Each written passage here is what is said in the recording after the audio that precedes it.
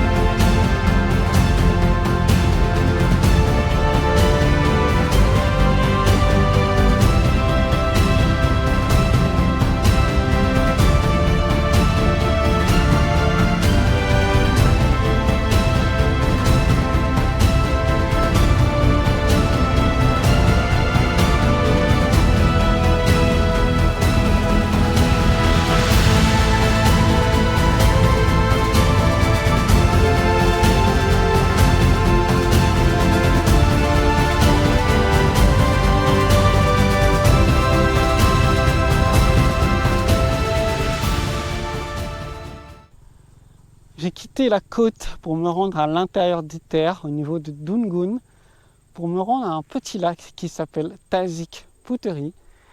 Et je dois bien admettre que pour le moment, c'est mon coup de cœur en Malaisie.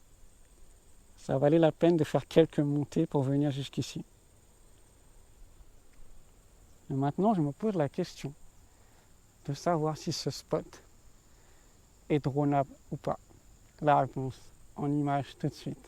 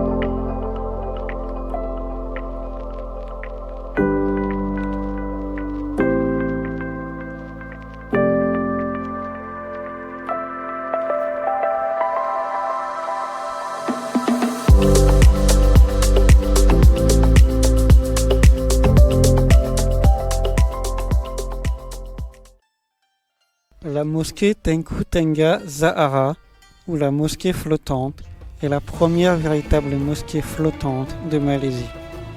Elle est située près de l'estuaire de la rivière Kuala Ibe, à 4 km de Kuala Terengganu. La mosquée fut officiellement inaugurée en juillet 1995.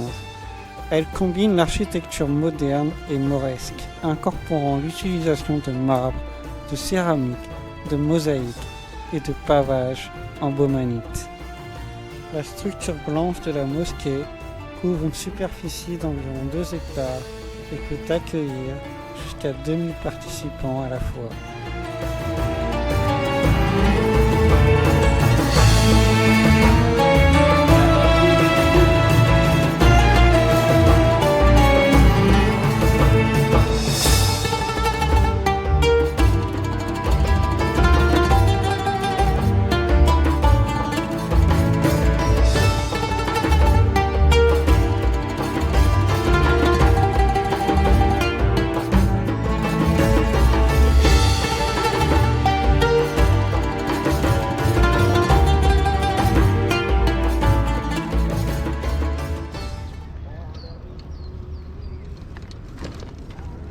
C'est parti pour une nouvelle journée de vélo. Donc là, je me trouve toujours à Kuala Terengganu.